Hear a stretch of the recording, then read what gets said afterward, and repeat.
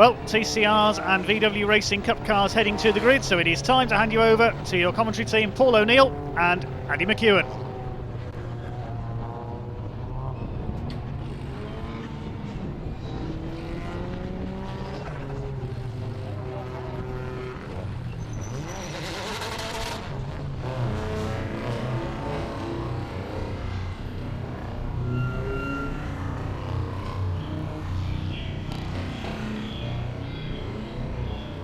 We've got a really good grid of drivers out there across the classes, and after qualifying this morning, well, that has really whet the appetite now for the pair of 25-minute races today.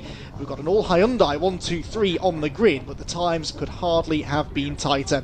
Andy McEwen up here in the commentary box, delighted to be joined for the season by Paul O'Neill. And Paul, that qualifying session, I don't know about you, but it got me pretty excited for this. Yeah, it was really good, isn't it? And it's definitely something to look forward to in this race now. We've really got to see what these guys have got on the grid, and I think they've got some fantastic racing as they get them tyres bolted onto the car and ready to rock and roll.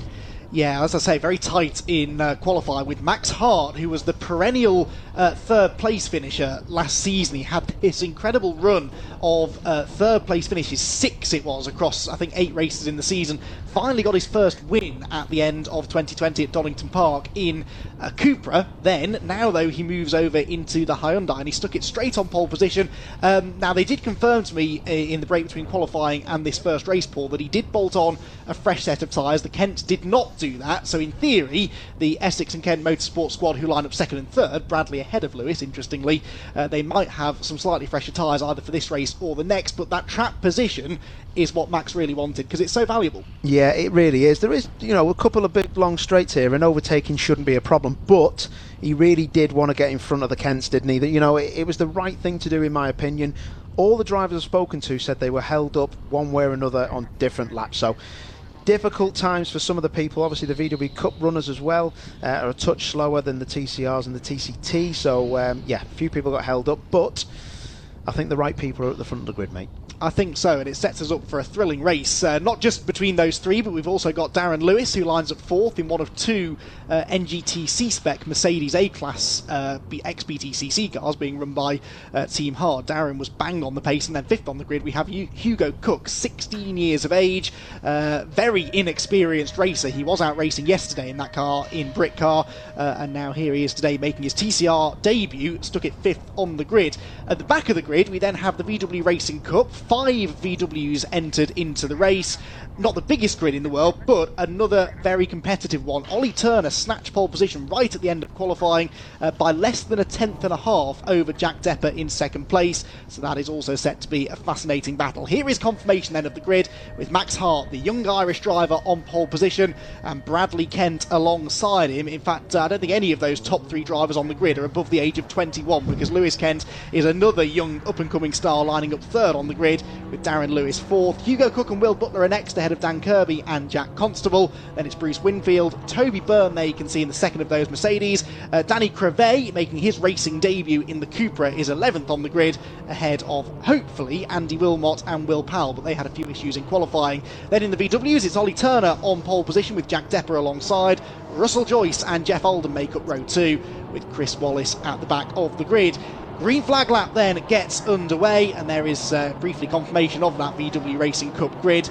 Cars head out then onto their final sighting lap around the circuit before 25 minutes of racing. Paul, what is the driver's job now on this lap? Because it's not just a simple tour round to the grid to familiarise yourself with the track. There is so much to do here that will set you up for the start of the race. Yeah, definitely. I'm just looking on my phone at the temperature. It's 11 degrees out there at Silverstone, so the edges of the rear tyres on these front-wheel drive cars, look how hard they're working.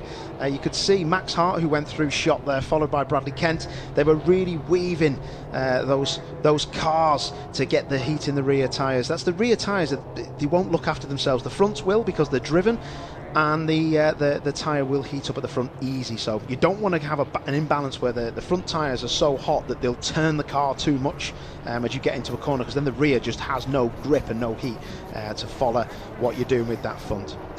Yes, and this was an issue that Bruce Winfield experienced in qualifying. We didn't realise in qualifying, but Bruce had a spin coming through the part of the circuit there right in front of us through Village and clattered the barriers, actually did a bit of damage to the car. I know you chatted to him after qualifying. The car is out there. Was it particularly badly damaged after that? No, it didn't sound like it. It just sounded like he didn't have rear tyre temp, and he ended up just, on the second lap he just rotated and swapped ends, so bit of a nightmare for him. But yeah, he did hit the barrier, but not too hard. The car looked fine to me, and he was in quite high spirits, to be fair. But so many stories about people who could have gone faster. But yeah, it's this will be where the rubbish talk all stops, and we'll see how quick people really are. Yeah, it's almost impossible to predict really what's going to happen in this race. I think I spied at the back of the grid, is that a green Scirocco, or is that maybe the Astra of Andy Wilmot that's found itself at the back? It is the Astra, good. So they had some issues with, well, there were lots of issues with that car, quite frankly, after qualifying, so I think he's decided to start from the very back of the grid. So the field then lining up on the grid. It's a staggered grid, as you can see there, with pole position on the left-hand side. That's the outside line into turn one. That's the racing line. In theory, a bit more rubber laid down there, a bit grippier. So rather than giving the pole sitter the inside advantage, they give them the grippier side of the road to hopefully get a good launch into turn one. And that pole sitter is the young Irish driver Max Hart, the 19-year-old racing for Maximum Motorsport in one of those newly acquired Hyundais, with the Kents right behind him. Revs then starting to rise, getting ready to go racing for another season here in 2021. The lights out, away they go, and Max Hart is away well from pole position. Lewis Kent has a decent start too, whilst the Audi of Hugo Cook bogs down there from the third row of the grid. Down towards Abbey Corner they go for the first time, then Hart leads the way, Lewis Kent into second place, Bradley Kent down into third, so the brothers already have swapped positions, and Darren Lewis hot on their heels as they head into the first braking zone up at Village, and Bradley Kent gets elbowed onto the grass. He's disappeared from our shot. Where does he rejoin is the next question. Hopefully finds a safe gap back in the traffic, but that is not an ideal start to the race for Bradley Kent, who I still can't see in there. There's more contact dropping down the hill as well. They're getting their elbows out already, Paul. Yeah, they really are, weren't they? And I've seen a lot of sliding cars around. I think that's Ollie Turner, who was on the front row, wasn't he, of the VW Cup grid. A bit of a nightmare, but look at this, the towing is already happening down the back straight. There's Leons, there's NGTC A-classes, there's cars everywhere as they come down to Stowe. Yeah, I'm trying to pick out where Bradley Kent is. There's damage, looks at Bruce Winfield, I think it is, isn't it, in the 37, and we are going to have a safety car. So we both jumped there because we saw Max Hart slowing suddenly, with good reason, because the safety car had appeared in front of him, and that is something that can catch drivers out, actually, if the safety car is deployed particularly late.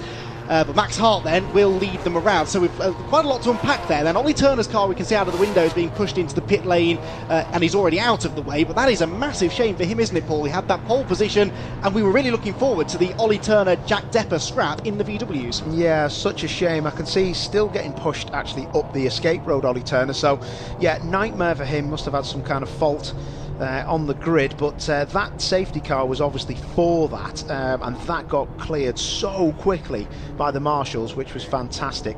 So those guys doing a great job, the boys and girls there, sorting that for us. So I reckon this safety car, let's keep an eye on the lights of the safety car, and once they're out, that'll mean we'll be resuming. The lights are still on that BMW safety car, but Max Hart looks still squirming around trying to get rear temp in those tyres, because it really isn't what you want, a Larry car after you've got to make a start. And look, safety car lights are out, so we will be racing again after this. Bradley Kent did not make it round to the end of lap one. That is a huge shame after that brilliant qualifying effort where he stuck it on the front row. So just one Kent brother at the sharp end now, and that is Lewis in second place. Bruce Winfield has pitted to get that puncture sorted after the contact that he had with Dan Kirby up through Beckett's and Chapel through the first lap as well. So quite a few dramas. In the VWs, it's Jack Depper that leads from Russell Joyce and Jeff Alden, but that is also likely to keep chopping and changing once we go racing again, which should happen imminently. Max Hart really backing the field up now, doing exactly what he needs to do, trying to back Lewis Kent up into Darren Lewis and Dan Kirby behind him, and then when he sees that it's the right chance to do so, Hart will try and bolt. They're coming through Club Corner now, heading towards the restart. Max Hart has gone. Has that worked? Let's see what the gap is. Yeah, decent restart that for Max Hart. Lewis Kent is a few car lengths back, and has quite a bit of pressure here from Darren Lewis, who is in that NGTC Mercedes. Slightly bigger tyres, slightly better on the brakes and around the corners is the NGTC car compared to the TCR machines, and should come on strong as well towards the end of the race. There you can see the second of those Mercedes, Toby Byrne, running solidly inside the top 10. Challenge for third though, and Darren Lewis losing out there to Dan Kirby, who is on his toes here, isn't he? Yeah, Dan started 7th on the grid and said there was more speed in the car, and that's a fantastic result for the number 4 car, straight into third. So let's see if he can hang on and maybe try and push further up the order as well. But he's going to have that A-class of Darren Lewis. That's going to be a real struggle for him down this back straight. But look at Hart, he is gone. Yeah, Max Hart absolutely nailed that restart, didn't he? Lewis there under pressure from Will Butler, that will be now. And then side by side behind, Toby Byrne up the inside of Hugo Cook. Cook was actually behind him at the restart, so the Audi has gone through in the first part of the lap, and now Toby Byrne is trying to retaliate as they head into Stowe Corner. Max Hart then comes through to complete the first full racing lap of this opening round of the championship. It's a 25-minute race. That is actually quite a long time, and this place will punish those left front tyres, won't it? So how much do they have to be thinking about tyre management now in the early stages of the race, thinking long term into the second half of the race? Yeah, after qualifying there'll be some cars that have got better front tyres on them than others. So I think, speaking to people, the NGTC cars, so the 2 A-class Mercedes, will probably come on stronger at the end of the race, and the TCR cars may get a bit of a jump on them at the beginning, speaking to people about that. So it is a very interesting start to this, and hopefully we see some battle royale at the front. It's quite bunched, but it does look like Max Hart is starting to pull away a touch now with purple sectors. Yes, although he was half a tenth or so slower than Lewis Kent in the first sector on this lap, so Lewis might be warming to the challenge now. Side by side battling here as Hugo Cook is now at the inside of Jack Constable. Hugo Cook, 16 years of age. I keep labouring that point, but what a talented driver he is. Gets past Jack Constable, who admittedly doesn't have much front-wheel drive experience, but Jack has raced at a high level in British motorsport in recent years, and Hugo made that pass look pretty easy. Yeah, he did, didn't he? And I must admit, I've been very impressed with this lad. The talk of the front boys has not been overshadowed, but a 16-year-old coming into it and looking so fast is great news. He dropped back a touch and now he's starting to pick them off, and that's the right thing to do. Come out of them 50-50 moves early doors, being inexperienced, and just get on with it in the middle of the race. Nice to have the Audi in the championship as well. First time we've had one of those Audis in TCR UK. Remember, the TCR and NGTC cars, they were all competing for the same championship this year, so those 2 Mercedes are scoring points alongside the TCR machinery around them. The VWs, meanwhile, Jack Depper still leading the way, number 33. Russell Joyce at the end of the previous lap was a few seconds behind him, so Jack Depper is looking strong in the VW Racing Cup, as we kind of expected with the demise of Ollie Turner. As see a little attempt at a move there, that was Danny Crevet, wasn't it? No, sorry, that's the other. That was Darren Lewis under pressure from Will Butler in one of the other Coopers towards the pointy end. Also make a note that we've lost, unfortunately, Will Powell to the pit lane after he has been plagued by mechanical issues all weekend. Yeah, it's a bit of a shame, isn't it? I spoke to him earlier, and it's had quite a few problems with the car, so hopefully we see him back out later on this afternoon. Again, Max Hart controlling this race from the front, but Kent, I tell you what, that 38 car of Lewis Kent looks on its toes. I can see that's probably going to start to get really quick. Got a really good front end in that car as it turns into the faster corners. It's almost like you know what you're talking about, because he just set the fastest lap of the race as well, a 108.199, only fractionally quicker than Max Hart, but Lewis Kent is the fastest car on the track, and he's got that gap down to just under 1.6 seconds. Lewis was complaining in qualifying actually that his car was a bit down on straight line speed, but funnily enough so was Max Hart. You never speak to a fully satisfied racing driver, I realise that, but they were both saying the Hyundai with this new BOP that they're having to cope with this year was not quite as rapid down the straights as it has been in the past. There's Jack Depper leading the VW Racing Cup in the green Scirocco. A big gap back to Russell Joyce in second. Jeff Alden is third though, and he's only half a second or so ahead of Chris Wallace in the last remaining VW. It's a shame there aren't more of these VW Racing Cup cars out there. It's a good little category of racing, and it has proven to be a successful feeder series for other touring car series. Many drivers have come through those ranks, haven't they? Yeah, and I think there will be more drivers coming in, I'm sure, as the season goes on, because even with the few cars that we have, there is good battles within that field. So yeah, but up front, Max Hart is just eked out again. It's quite to and fro, isn't it, with Lewis and Max at the front. So your 101 lead in this race. Big cuts there, isn't there? Not as much of a cut there, though, is there? From the second car, Lewis Kent. So, yeah, that's going on to the hanger straight. But back to Jack Depper. He's definitely having an easy day of it here. This looks like being the battle, doesn't it, really? Third, fourth, fifth and sixth, because Hugo Cook is continuing to fly. Hugo Cook on the previous lap did 1 minute 8.9, which was a tenth or so quicker than Darren Lewis, who you can see is starting to back up this little group. Lewis in fourth, Will Butler in fifth, and Butler will be getting a bit frustrated now, won't he? Because he's been following Darren Lewis since the restart, and now, because he hasn't got through, he's starting to feel the heat from the Audi behind. Hugo was having a look at the inside into club. I don't think he was quite close enough to make that stick, but the rate he's going, I reckon a top four is definitely on the cards for the Audi. That is 4 tenths quicker. Wow. Number 38, Lewis Kent, was 4 tenths quicker. Purple, he was 3 tenths quicker in the first sector and 2 tenths quicker in the second sector. He is catching our leader. Battle on. So do you think this is Lewis maybe taking it easy in the early stages, bringing those tyres in more gently, whilst Max just went hell for leather from the start? It's probably just 2 different setups of the car. If you watch the P2 car of Lewis Kent, it just looks so rear-endy. He's probably been flat out to try and catch up, but the rear has limited his progress. Look, what was that? Oh, now, did that come off Max Hart's car? That's his window. Max, or did he open the window? He looked like I seen his arm throw something out of the car from P1. That was weird. Yeah, I can't tell you what that was. You're right, his window is either gone or open now, the driver's side window. Some drivers do wind the window down if it gets a bit hot, but that looks almost like it has disappeared entirely. Well, whatever it was, I'm sure it proved to be a bit of a distraction, not only for him, but for Lewis Kent behind. Not that it slowed Lewis down, he was another 4 tenths faster. But yeah, that was a bit of a heart-stopping moment for the race leader, who now has his hands full. We are just over 10 minutes into the race, and as you said, Paul, battle well and truly joined. These two, though, in a league of their own. They're nearly 6 seconds clear of Dan Kirby in third place, with Darren Lewis fourth. It's still then Will Butler fifth, although Butler has a look at the inside into Village. The Mercedes just stays in front. Hugo Cook next ahead of Constable and Byrne, with Jack Depper continuing to lead in the VWs. Yeah, it was as if his window was flapping. Oh, who's that? Was that Butler? Might have been the 70, yeah, I think you're right. See if we can figure that out in a second. We pan back there in the leading two. Lewis Kent still in second place. There's Kirby. Then it is Lewis. Then Cook. Yeah, so Butler has disappeared from this group.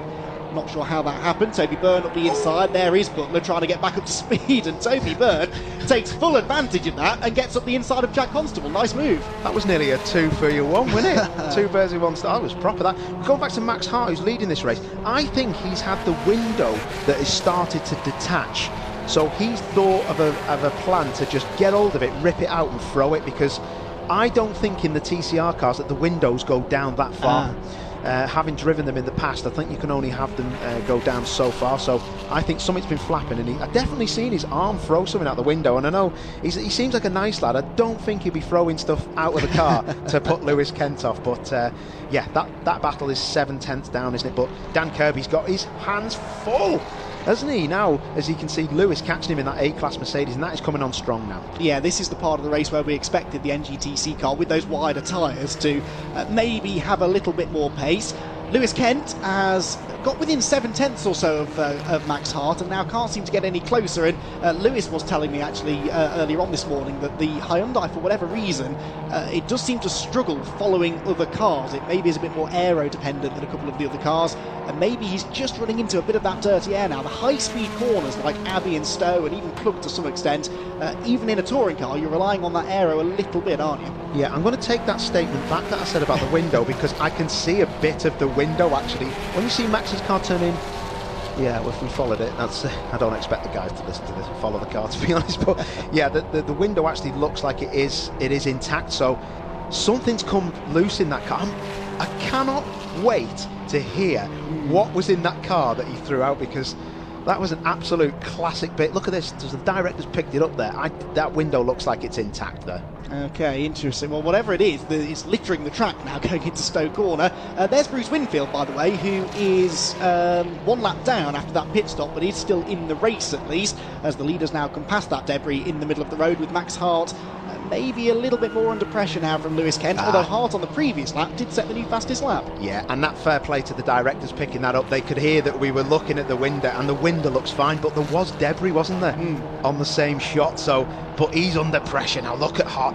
I just seen a little snatch of that front wheel. He's on him. He's now on him, Andy. He is gonna be attacking in the next 3 corners. Definitely. Look at the run he's got off that last corner. That car, flashing lights, game on, let's have it. Yeah, flashing your lights is worth at least half a second a lap, isn't it? So he's reeled in Max Hart that time. Good overtaking opportunity coming up now into Village Corner. Max might have to swing to the inside to defend. He doesn't, but that's because Lewis Kent wasn't actually close enough. If you're Lewis now, though, you've got to be patient, right? You've done the job of catching. How long are you prepared at this stage of the race, 11 minutes to go, to sit behind Max and suss him out? Because it's tempting, isn't it, just to go for the move straight away? Yeah, it is, but you know what you have to do is get behind the car in front and just see where they're, you know, stronger or weaker. People starting to run over that debris. That was the debris from I think it might have been from another crash from before. That might have been Butler when he had contact with someone. But this second sector, I do remember Hart was very fast through it, and a lot of his lap time was here, so they're very close though. And I did notice that the rear end of the second place car, Lewis Kent, was actually very, very nervous through this last section, which is a good thing because you're full throttle now and you keep the power on and you want a nervous rear end. As you can see, that second place car just looks like it leans over. Look at the drag he's got up there. This is game on. The back markers now have got a point to prove and keep out of the way, but can they just get through and get this race going? Yeah, so this is Chris Wallace that they're going to come up to, and Jeff Alden as well in the VWs, who are having their own race, of course, and Max Hart needs to hope they don't turn in. That's going to be really close indeed. I think they just managed to squeeze through. It's really tricky when you're in the slower class though, because Alden and Wallace there, they're having their own battle, and you can see just how close that battle is, with the positions maybe changing there as they went onto the Hanger Straight. But you've got to have your wits about you when the leaders appear, especially when the leaders are in such fierce competition. Exactly, and I tell you what, I've got to commend Max Hart, the leader, because he's just fending him off here, isn't he? But yeah, good stuff from these two boys in the VW Cup as well. They were just getting out of the way and they didn't do anything silly. They just, because sometimes it's best to stay on the racing line and let the leaders just come through by their own accord. What you can do sometimes is move out the way for them, they misjudge it and drill you, and you end up backwards in the tyre wall and it's all game over. But yeah, these guys behaving themselves here, aren't they? And oh, that's a bit of a wide line. Don't want to be doing that too much, fella. Yeah, Jeff Alden, who's got a few years of experience under his belt now in this VW. You trying to say he's old? I wouldn't say anything of the sort, Paul. He is running in a podium place, though, which he'll be very happy with, I'm sure. They're some way behind Russell Joyce in second, and it is still Jack Tepper who leads the way. Right, back to this little battle now. You've got Darren Lewis in third position, and Hugo Cook, and they've all got themselves ahead of Dan Kirby somewhere. So Kirby's dropped down to fifth, Hugo Cook into fourth, so maybe an issue or a mistake there in another place could be lost here. Will Butler having a peek up the inside of Dan Kirby as they go into Village. They'll come back into shot hopefully through the link in a moment. What order are they in? Still 4 ahead of 70, but that's a shame for Dan. He was having a good race, wasn't he? Yeah, it was. He was right up there, wasn't he? But mate, all it needs is a bit of a nudge or a bit of a side-by-side in the fast stuff. You're on the marbles and 3 people have passed you. So yeah, it's a bit of a nightmare when it's that situation. You just become under pressure from everybody else. But Dan showing good speed, and you can see Butler is really, really trying now to get on the back of him to make a pass. Hugo Cook now back into fourth place then, 1 place higher than he started after this bit of a yo-yo race that he's been having. Hugo's lap times though are fairly comparable to those of Darren Lewis ahead of him. The lead gap here, Paul, has shot back out again. It's back up to 1.2 seconds now, and on the previous lap, bear in mind that was the 14th lap of the race, Max Hart set a purple first sector. That is impressive. Very impressive. I've just seen that, yeah, sector 1, a 40.072, and that's where he's got his 2/10 up the road from, but he's good in the final sector as well, so his car's definitely working better overall, because you can see second place Lewis Kent, he's just kicking up a bit of dust here and there, and maybe his tyres are just getting worked a lot harder now. Further back, it's all getting rather lively in amongst the VWs there. That was Toby Byrne moving his way through. Toby is in 7th place. And I tell you what, Hugo Cook for the podium is not out of the question here, because he is quicker than Darren Lewis. On the previous lap, he was about 3/10 quicker. There you can see the Mercedes in third, the Audi in 4th position, which on this lap in the first sector is again, no, sorry, lost half a second in traffic, did Hugo, but in clean air, I think he's quicker than Darren Lewis. Has he got time with 7 minutes left on the clock to get onto the tail of the Team Hard Run Mercedes, which is an Adam Morgan car, I think you were saying, wasn't it, from the BTCC in recent years? Well sorted car, that Mercedes, isn't it? Yeah, very well sorted, and they do have a bit of a different tyre dimension compared to the TCR car, so they will be a bit stronger towards the end of the race, so that might be a saving grace for Darren Lewis against Hugo Cook. But youth and exuberation, or whatever you say, he's, I'll tell you, I'm very impressed with that Cook kid. He's a very, very good peddler. Isn't he just? His first weekend of circuit racing, certainly at this level. And here he is, challenging maybe for a podium on what is a competitive grid. Let's make no mistake, this year there has been a big step up in the competition level in this championship. Not only is the grid bigger, but there is more strength in depth, I think, this season. So to see him up there towards the front like this is very impressive. Lead us down into club once again. We are on the 16th lap of the race now, and still some personal best sector times coming in. Lewis Kent and Darren Lewis, actually, both setting PBs in Sector 1. Obviously the fuel load is going down, but the tyre wear should be going up, so that is not necessarily what you'd usually see. And a new fastest lap, in fact, by Lewis Kent in second, 2/10 quicker than the leader. They're starting to really push each other hard now, and this now in the last 5 minutes, this is make or break for Lewis Kent, so he's got to dig deep and he's got to pull out the faster laps if he can. Again, those two cars, I'm adamant, they're set up differently. There's two different ways of taking that link corner onto the hanger straight here. One of them is Max Hart, and he's absolutely flat out near 4 wheels across the curve. But Lewis has just got a bit less steering lock on and just tries to get the car turned in a bit later, and it's a bit faster down the straight maybe. But yeah, it's working well in different sectors for both drivers. 107.8 Lewis Kent, only about half a second off pole position this deep into the race. That is remarkable. There's Jack Depper leading in the VW Racing Cup there, the green number 33 Scirocco, who had a brilliant end to the season last year actually when he was out on the grid racing with his father Martin, who was an ex-British Touring Car and Mini Challenge star and VW Racing Cup race winner himself. And Jack was keen to remind everyone that he actually beat his dad in all 3 races at the Donington meeting at the end of last year. Another very, very quick peddler is Jack Depper. Lead gap back out by another 10th or so, so it's just ebbing and flowing lap by lap. And although they're not wheel to wheel here, Paul, I really enjoy these kind of battles because they're both on the limit, and one mistake here from Max Hart and Lewis will be right on him. Yeah, he has, hasn't he? And I must admit that I've been impressed by a couple of things. One is Hugo Cook, but the other, look at this battle now. Constable, isn't it? Having a look, isn't he? He's going round the outside. I wouldn't try that, mate. That is, if he pulls that off, I'll be well impressed. And I think he's done him. He has.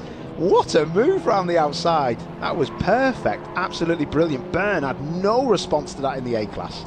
Yeah, so Cupra, run by Power Max Racing, remember, who are another one of the top British Touring Car Championship outfits, and they have really committed actually to both of these championships, not just TCT but the VW Racing Cup as well. I think they had 5 cars entered across the 2 classes, so we're really grateful to have Power Max on board this year, and good to see Jack Constable there moving a bit further up the order. Although Toby Byrne trying to relieve him of that newly acquired place. Oh, that was a bit close on the exit. And speaking of close, look at how close Hugo Cook is getting now to Darren Lewis. What do you reckon? Can he do this? Can he get on the podium? Oh, I think if I was in that A-Class, I'd be panicking. Look at the speed of that Audi through the last corner here. There's a few of these cars that look so on the nose, and what I mean by that is that wherever the nose is pointing with the steering, it'll just go, and that car is one of them. And yeah, he's a brave kid, is Hugo, and I'm sure there's going to be a few close battles as we get to the end of this race. Yeah, I think so. It's building up nicely, isn't it? Still 3 minutes to go, and it's only a shortish lap. Lap time's just under 1 minute 10 seconds on average. Here's that Constable and Byrne battle. Byrne is back ahead now, but not for long, because Jack was throwing it back up the inside at his favourite place into the hairpin at Village. Did he make it stick? Yep, the Cupra goes back through. Interesting to see here the different dynamic between the 2 cars built to different regulations, and it does seem that one car is quick in some areas of the circuit, then the other seems to have an edge elsewhere. Toby Byrne in the slipstream now as they go down the hanger straight. Is he close enough to pop out and have a go into Stowe? Thinks about it, trying to distract Jack Constable more than actually trying to pass him there. I think that little flash of colour in your mirrors can sometimes make you do that and miss your braking point and run wide. Constable hangs on for now, but Toby Byrne is keen, I think, to get back into that position before the flag. Wow, look at that then. So the last lap was the fastest for Hart. That's amazing. He really has he's rubbing salt into the wounds now of Lewis Kent. He really hasn't got an answer now for that pace. That's an impressive lap at the end of this drooler of a 20, well, it's going to be 19 laps that they're on now, but that's impressive, that speed. Look at that. Yeah, and I think he's broken Lewis Kent now, hasn't he? He's 2 full seconds ahead. That's the biggest the gap has ever been. And this will be a bit of a wake-up call, I think, for Lewis. He's the reigning TCR champion, remember, and he must have come into this season with Henry Neal not being here, who was one of his big rivals last year for overall race victories, at least. With Henry not racing with us this year, I guess Lewis could have been forgiven for thinking that this was his championship to lose. Well, Max Hart is here to say that he is after this championship as well, and clearly on the basis of what we're seeing from Max today, has all of the pace required to go and snatch that championship back away from Lewis Kent. This is only the first race of the year, but it's certainly a good way to start the campaign for Max Hart, who leads the way with 2 laps to go now by 2.2 seconds. Behind him, Darren Lewis maybe has the better of Hugo Cook now, because their lap times have stabilised, and actually on the previous lap Hugo was a few tenths slower than the Mercedes. Yeah, they've gapped a bit, haven't they? But so impressive. Looking at that time, that would have put him P3 on the grid, that fastest lap from Hart.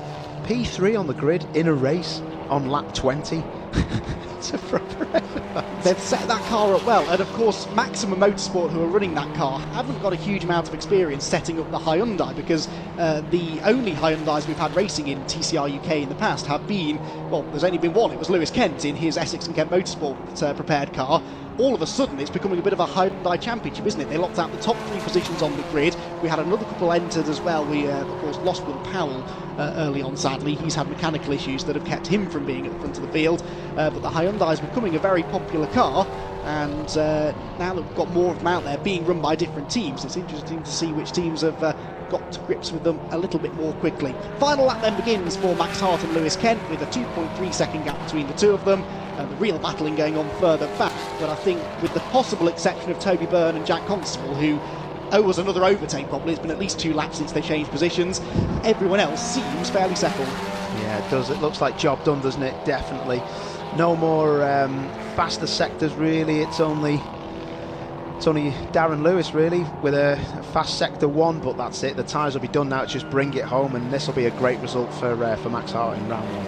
You say that, but Lewis Kent still hasn't given up. He doesn't know how to, does he? A PB there in the first sector for Lewis, so he's still pushing and was 3 tenths quicker than Max Hart. He's just not going to have the time to get there. Max can stroke it home now, down into club for the final time. Doesn't take too much curb through the left or through the right, and it is going to be back-to-back victories for Max Hart. He won the last race of 2020, and he wins the season opener in 2021. The young Irish driver is our first winner of the season in dominant fashion here at the Silverstone International Circuit. Lewis Kent comes home in second place. The eventual winning margin was 2 seconds there for the Irishman, and then we wait, and we continue waiting a bit longer for the third place car to come through. Darren Lewis is going to come out of the final corner now, and he is going to claim third position there in the Mercedes, and that is a pretty solid effort. Oh, and Hugo Cook is slowing. Hugo Cook was slow across the line there and might have lost more places. Yeah, Dan Kirby has gone through. Look at the Audi. It only now gets to the start-finish line, and Hugo Cook then is going to be classified 5th. What a shame that is for the Audi, which has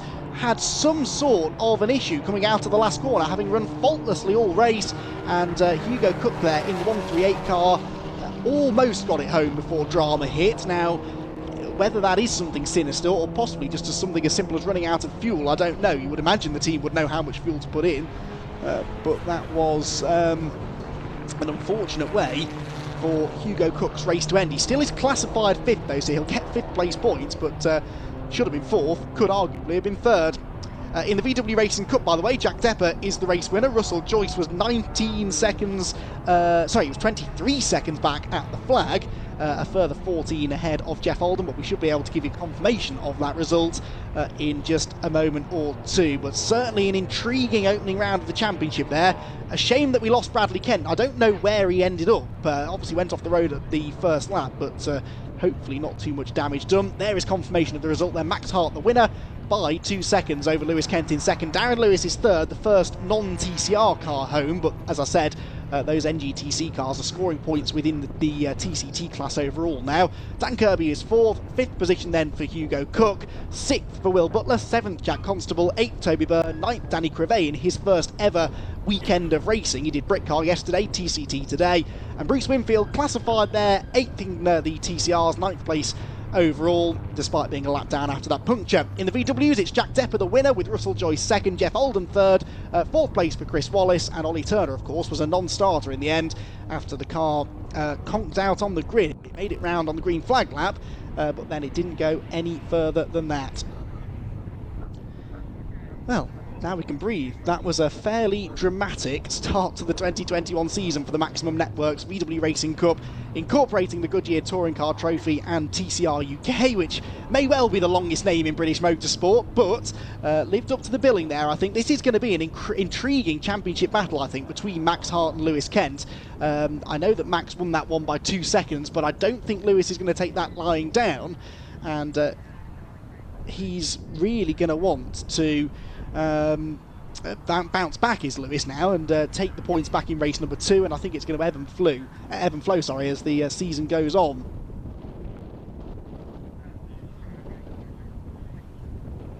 So we're waiting for Paul O'Neill to make his way down, and he will grab, I believe the plan is, the winner overall, Max Hart, and the winner of the VW Racing Cup, Jack Depper, who's always good to chat to. The drivers have all made their way back into the pit lane, and I think we are just about ready then to head down and hear from Paul O'Neill and our race winners. Hart, oh my word, that was quite an interesting race. The winner, but what come out of your window halfway through that race? I don't know, there's something that was down at the footwell, and then all of a sudden it just flew out. So it was bouncing around all race nearly from the start. But I don't know, it's gone anyway. Wasn't your talent, mate? No, thankfully not. Absolutely amazing. Now, we thought the window would come out of the car, but then I thought, have you thrown something out? So obviously something was disturbing you. Yeah, something was all around the footwell, and then all of a sudden it was gone. So yeah, and the pace of the car was strong. Lewis kept you honest, but then you seemed to just play with him a bit and then just pull away. What was the case? Well, he started catching me, my tyres started going off, and then I started getting conscious of minding my tyres, especially that front left. And then we made a few changes in my driving, especially towards Stowe, where I was losing a lot and losing the rear end a lot. And we just managed to keep the gap and keep building on it, and I think we got fastest lap as well. Yeah, you did, you got fastest lap. That fastest lap would have put you P3 on the grid from this morning. I mean, what have you done to the car since qualifying? Nothing. Absolutely nothing? Nothing at all. We can't be giving away any secrets anyway. But I mean, an amazing race. You really did just manage that race, didn't you? From Lewis, you seem to not have to worry too much. Yeah, I'm lucky. I've got Jam Sport guys on the mic, and they were helping me keep my head, because I was getting quite frustrated with the car. So yeah, credits to those guys, and yeah, they managed to make me keep my head, so I was able to build that gap then towards the end. Absolute dream come true. Next race, what's the plan? Win. I don't think there's any other plan. We've got to win again. We've got to make a 2 from 2 this weekend. You know, that Hyundai, credits to Hyundai. You know, that's a fabulous car that they're after building, and I'm really gelling with it, and it's suiting my driving style. So yeah, good to see, mate. And you could see the rear end of the car rotating fantastic. Yeah. Listen, we'll let you go with the team, mate. Well done. Thanks very much. I'm going to bring in Jack Depper from VW Cup. So the winner. All right. How was that for you, lad? It was nice. It was like a bit of a Sunday drive. It was seemed to pull away quite quick, so it seemed like a bit more of a track day than a race to me. But hey, it's a shame what happened to Turner at the start. It would have been great to actually have some battles with him. But I'll take the win. It's some points in the championship, and we'll move on to the next rax. Yeah, we did. Do we actually know what happened to Ollie? No idea. I thought I got a brilliant start. Yeah. And then looked in my mirrors and he wasn't there. I was like, oh, well, that's no good. But hey ho, that's racing sometimes. Sometimes your car works, sometimes it doesn't. Luckily mine did today. How difficult is it, Jack, when you're out on your own and you know you've got a couple of seconds on the people behind you? To keep consistent times, it is pretty difficult, because you haven't got someone there pushing you from behind. I saw one of the TCRs come up lapping me, and I thought, oh God, that must be Joyce. Thinking I was just being lazy. But as soon as I clocked the headlights, I was like, oh, kind of, you just kind of get into, you relax a little bit more, which can lead to mistakes. It can lead to the other guys catching up if they've still got the hunger to come for you. So it does leave you vulnerable. I'm not sure what the lead was in the end, but luckily enough, my laziness wasn't too bad. I managed to get it to the end in P1. So, how difficult is it being lapped by the TCR cars? Because the power differential isn't that much. It's more lateral grip, is it? Well, it's on the straights really. They just kind of seem to pull ahead. It's not much. I mean, it doesn't really distract you because you know you're not racing against them. You just get out of the way and carry on. It's nice to try and tag on them for a little bit, but then, you know, before you know it, they're gone again. But be nice to come away with 2 wins. That's the plan, isn't it? It would. Yep, that's the plan. So we'll see what happens in the next race. Yeah. No damage. Car's all good. No, car is absolutely fine. Just, you know, brand spanking new like I got it. Top man. Listen, Cheers. we'll let you go. Well done, Jack. Thank you good very stuff. much. See ya. And it's back to you guys. Okay, thanks very much, Paul. Always great to hear from drivers fresh out of the cars. And if you want to get more reaction to that race, then head over to the Dunlop Touring Car Trophy and VW Racing Cup social media pages for some more interviews and all of the reviews of the race. Right, plenty more racing coming your way here today from Silverstone, including another race for the cars that you've just seen a little bit later on this afternoon. But for now, we have more historic touring car racing action with Dave Goddard. Thank you very much indeed, Andy. Yes, coming out onto track now we have the Edmundson Electrical Classic and Historic Thunder Saloons and also the Burton Power Blue Oval Saloon Series. This is going to be a cracker. Get ready to be thunderstruck. Some awesome cars in this series. It's going to be a rolling start to this race, so we'll run you through the first few cars on the grid in a moment as soon as I get the grid sheets up in front of me. Pole position it is Rick Wood, the man behind CNC Heads in the ex-Garth Tander Holden Commodore. I cannot believe how many Australian supercars we have got out there today. I think we've got 5 Holdens on this grid, which must be a record for a UK event. Absolutely superb to see. There's one of them. That's Alex Sidwell from Kent with the red wheels there. There's Paul Eaton, father of Abby Eaton, in the Classic Holden, but it's Rick Wood on pole, Gary Whittaker in the BMW alongside him, second row Andy Wilson in the Holden Monaro, and Jason Hughes, ex-BTCC Super Touring Vauxhall Vectra. Third row, Rod Burley in his BMW this weekend, not his familiar Escort WRC, alongside Bradley Gelman in his Ford Sierra Cosworth. Fourth row, Brian Branson BMW, and Ryan Steele in a Citroen Saxo of all things. Great to see that little car well up on the grid. Andy Robinson will line up on the 5th row. It is a rolling start to this race, of course. Just looking to see if Andy is there. Unfortunately, I don't think he is. No, the Ford Falcon is not there. That's a great shame. David Griffin should line up alongside here. I'm not sure if David's there either, actually, the pre-93 touring car champion, having a go in the Thunder Saloons this weekend as well, but I can't see him there. Malcolm Harding, the first of the Blue Oval Saloon Series cars, number 101. Alongside him will be 96 Ian Craig's BMW. Then Paul Wood in another BMW 66, Jason West in 76. Alex Sidwell lines up alongside Colin Voice on the 8th row. 9th row, Ashley Shellswell in his Sierra, and Dan Thackeray's Honda Civic 291. The 10th row, Kevin Denwood and Andy Cripps in BMWs. Paul Eaton alongside Tony Paxman in his Mark 1 Escorts. Then we've got Tom Abbott in his Capri, John Peerless Honda. Kirk Armitage's BMW had some overheating issues in qualifying. James Dunkley, who also pulled up in qualifying the Ford Fiesta in the Blue Oval Series. Martin Reynolds with his Anglia alongside Darren Owen in his Escort in the slick tyres class. Brian Branson, not Brian Branson, next on the grid, apologies, it's Alan Breck, who's number 126, had to change his number in the 5-litre Capri, alongside Ralph Higson's similar orange Escorts. Next on the grid, David Gadd at number 58. He's in a Ford Escort, shared with his son Jack today, alongside Malcolm Wise in the Sapphire Cosworth.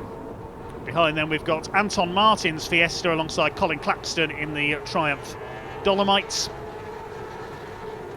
No, Colin Claxton's in the Escort, sorry, it's David Claxton in the Triumph Dolomites, apologies. Will Hunt's Fiesta, Neil Hargrave's Escort, and David Claxton. Steve Putt has made it out of problems in qualifying with the Mazda RX-7, watch for that from the back.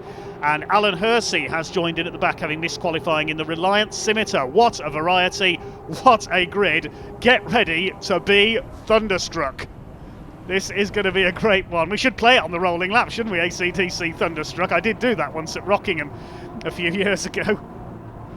I am really looking forward to this race. Some very special cars out there indeed. There's Rod Burley, the BMW.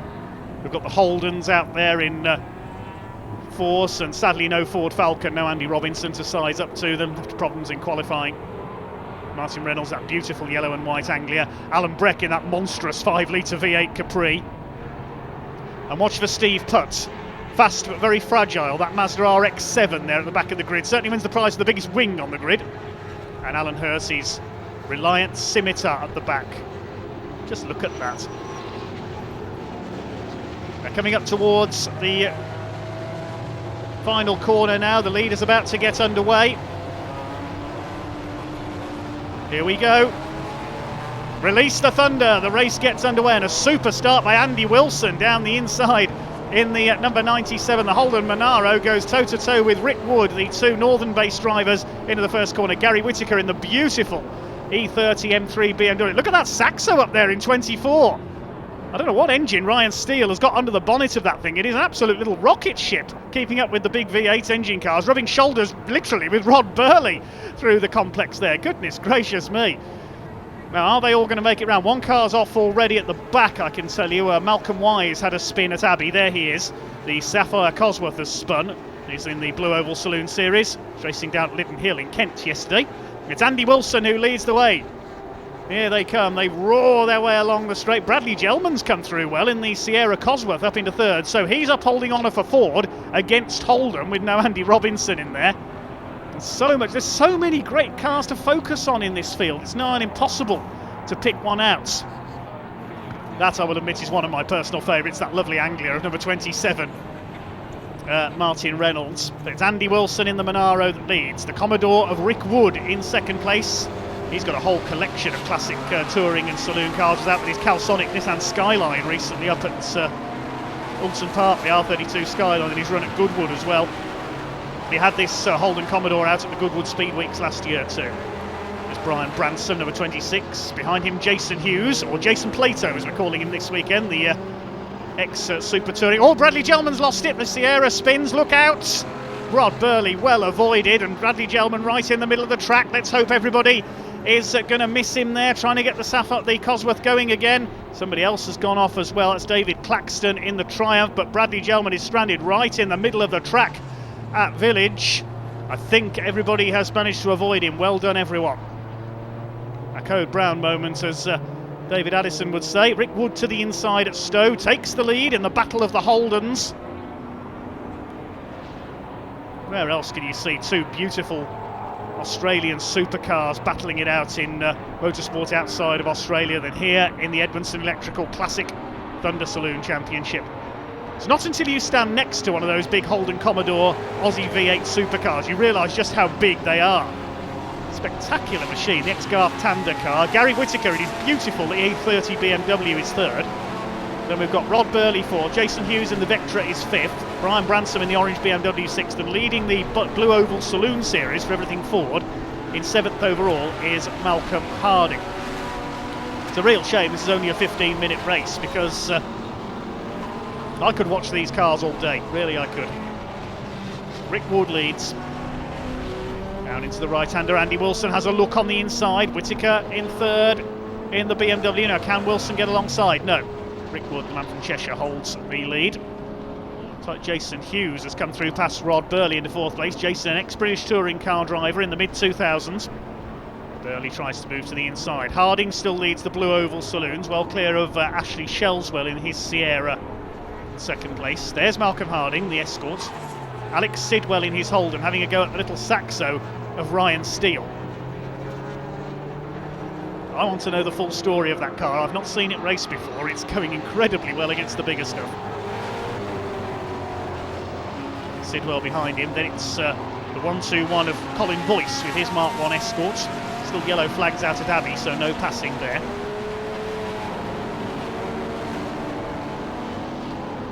These big cars tend to be fast and fragile. Lost a few cars on the opening lap. We've lost Alan Breck, unfortunately, in the 5-litre Capri. Dan Thackeray as well in his Honda Civic. There goes Paul Eaton, father of Abby Eaton, who we saw racing yesterday in Brick Car Endurance with the Praga. W Series competitor as well. Paul in his classic ex-Peter Brock Holden Commodore. It's another Holden Commodore that leads the race at the moment in the hands of Rick Wood. Coming up to lap Malcolm Wise after he spun on the first corner. Whittaker third. There's Jason Plato Hughes. Behind him, Rod Burley. Over 600 wins in his career. Alex Sidwell trying to get the Holden ahead of Ryan Steele. A little and large battle between those two. Behind them, Colin Voice and the Castrol Escorts. Gap between the two Holdens this time through just 0.8 of a second. BMW in third place.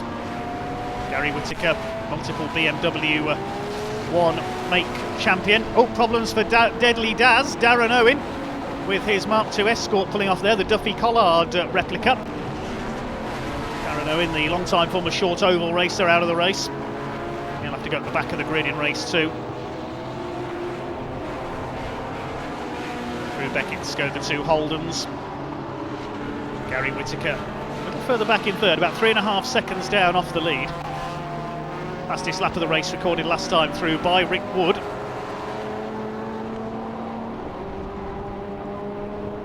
And Andy Wilson, unfortunately, has got a 10-second penalty.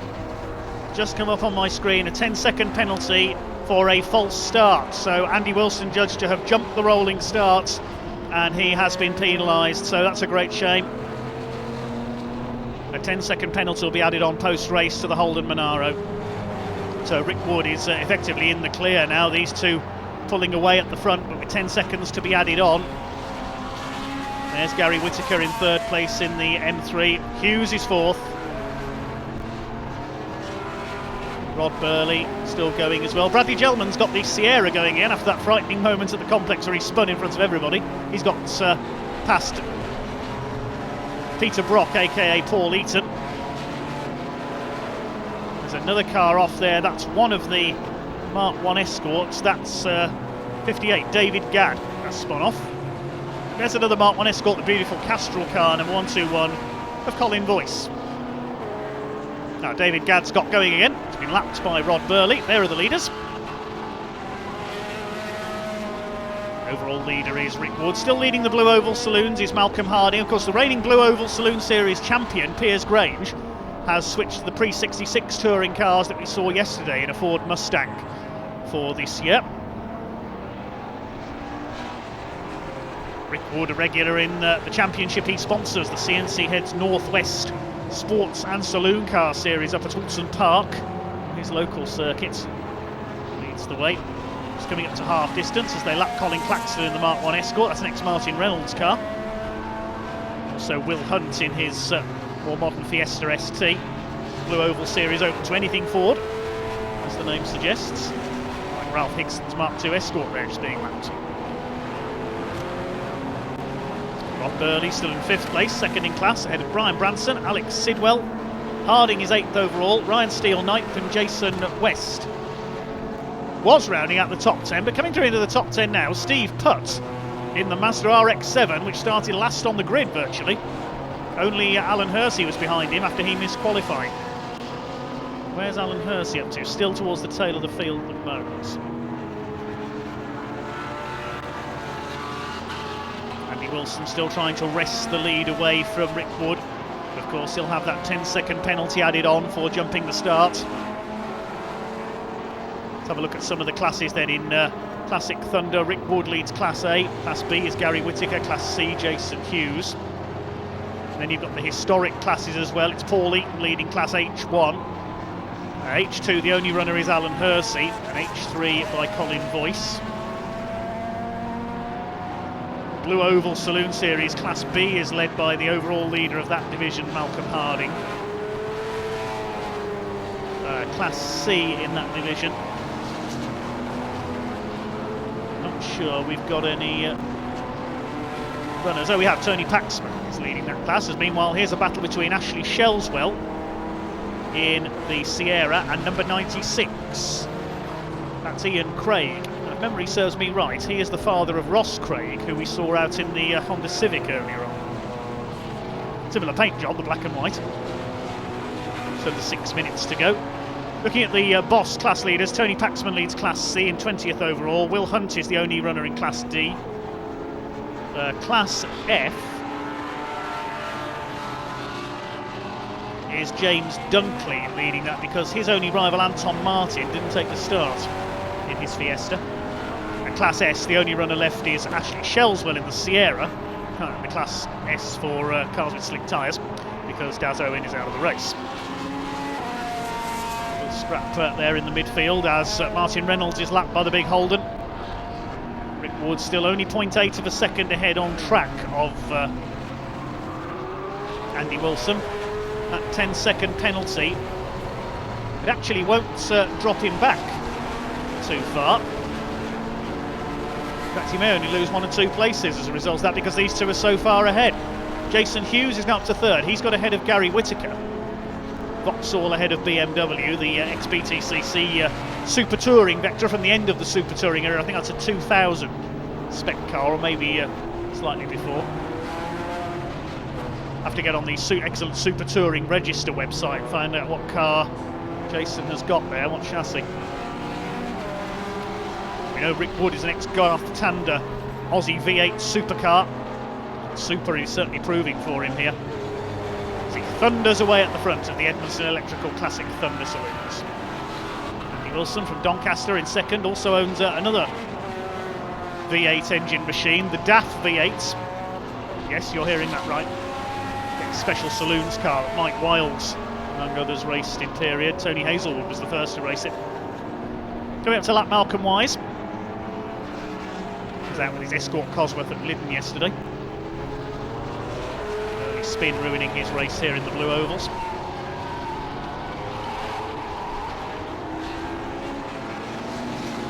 Rod Burley is still 5th ahead of Brian Bransom's BMW. Now there is Bransom, and here comes Steve Putt in that spectacular Mazda RX-7. Look at the aero on that, looks more like a time attack car than a race car. Or something you'd see in the British Drift Championship, maybe. Now there is Jason Hughes, and there's Gary Whittaker, Vauxhall versus BMW for 3rd. And that's, are that a class battle? No, Hughes is Class C, and Whittaker is Class B, lapping Martin Reynolds with his new Anglia. Look at that BMW, isn't it beautiful? The E30 M3, one of the most successful touring cars of all time. It's a new build for Gary over the winter. Forwards fighting out amongst themselves, Ezzy and Craig's BMW, Bradley Gelman. Now where's he got back up to? 15th after that spin, just ahead of Ashley Shelswell, who is 2nd overall of the Blue Oval Saloon Series cars, but well behind Malcolm Harding, who's 9th overall.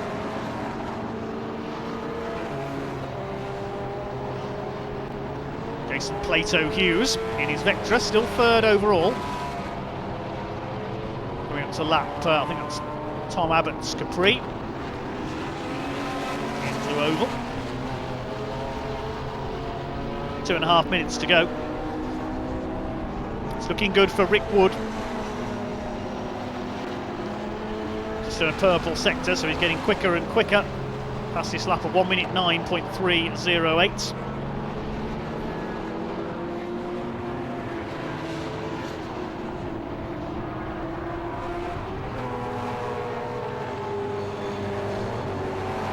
Gelman, good to have him back out. He's been out of racing for a while in the black Sierra. Of course, we should have had another Holden on the grid to join the ones we've already mentioned. Craig Owen, father of AJ Owen, who we saw take a win earlier on in his Honda. Craig Owen's got both the Holden Commodore and a Ford Sierra Cosworth.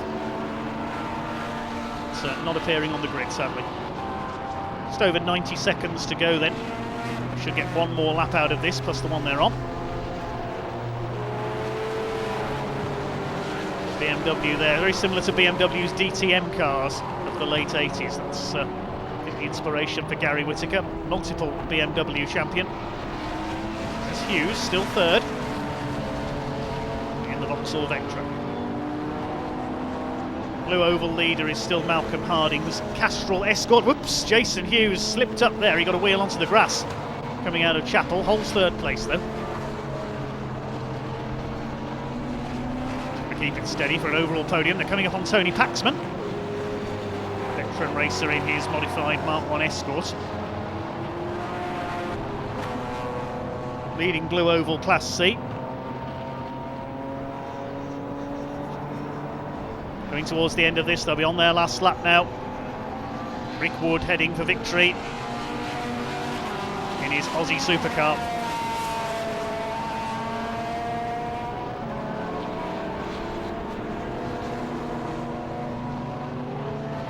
There's Andy Wilson.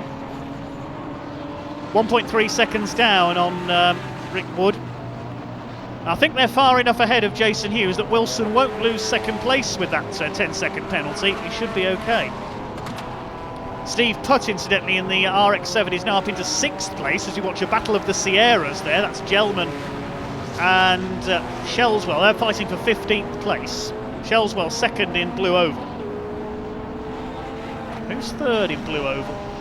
I think it's Paxman. Yeah, the Blue Oval cars, leaders fairly well spread through the order. The checkered flag this time, and Rick Wood is going to start as he means to go on this year. Big Holden comes through to take the checkered flag. Rick Wood wins it. Fair dinkum, he says, as he crosses the line. Andy Wilson will cross the line second. I think he will keep second place despite the penalty. We'll see how far back Jason Hughes is in third overall. Hughes will win his class. He'll take Class C of the Classic Thunder Saloons, and Class B is going to go to Gary Whittaker in 4th place.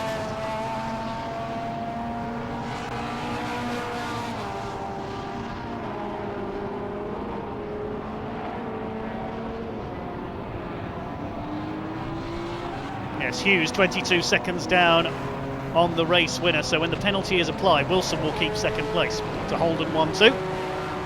Holden's UK equivalent, Vauxhall, both of them General Motors brands, takes 3rd place, and BMW's 4th and 5th, courtesy of Gary Whittaker and Rod Burley. Steve Putt from the back of the grid up to 6th. That can't be worth watching in race 2. Alex Sidwell gets his Holden home in 7th, and there's our Blue Oval winner, Malcolm Harding in the Castrol Zaxpeed Escort takes the win. Battling with the BMWs to the end there, finished just behind Brian Branson in 9th place. And 66 Paul Wood rounding out the top 10. No relation to Rick Wood.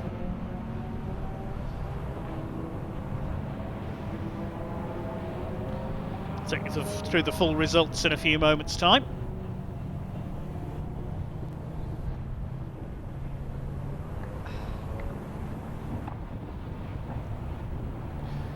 Still an enjoyable race there. Good dice between the two Holdens at the front. A lot of different classes to follow in that race, but it is the big Class A cars that dominated at the front of the field.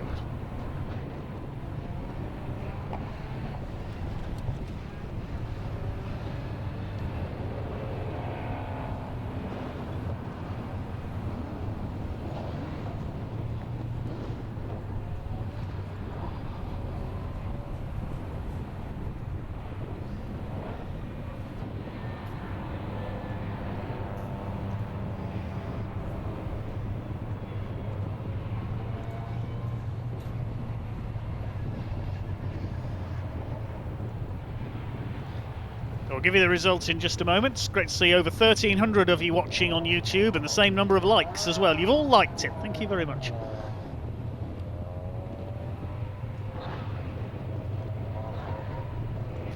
Here's the result then. Rick Wood, the race winner, ahead of Andy Wilson, a Holden 1-2 with the Vauxhall of Jason Hughes third. Gary Whittaker 4th, winning his class, as does Hughes. Rod Burley takes 5th in the BMW. 6th place going to Steve Putt in the RX-7, Alex Sidwell 7th. Brian Branson is 8th in his BMW. Malcolm Harding wins the Blue Oval Saloon split in 9th with his Escort, and it's Paul Wood 10th in his BMW with Jason West's similar M3 11th. Ryan Steele, the little Saxo, takes 12th ahead of Colin Voice's Mark 1 Escort. Ian Craig 14th, and Bradley Gelman recovering his spin to come through for 15th place. Behind them, Ashley Shelswell was the second Blue Oval Saloon home, his Sierra, ahead of Paul Eaton's Commodore, and Kevin Denwood in his BMW Compact. Tony Paxman and Andy Cripps rounding out the top 20, I should say. Then Tom Abbott and Martin Reynolds next home. James Dunkley, a class-winning 23rd with his lovely Fiesta. Ralph Hickson, Colin Claxton next home ahead of Malcolm Wise recovering from his turn 1 spin. 27th going to David Gadd, and we lost Will Hunt late on. Alan Hersey pulled into the pits. Daz Owen was also a retirement, as were the 53 car of Neil Argrave, and a couple of others, Alan Breck and David Claxton, we lost early on.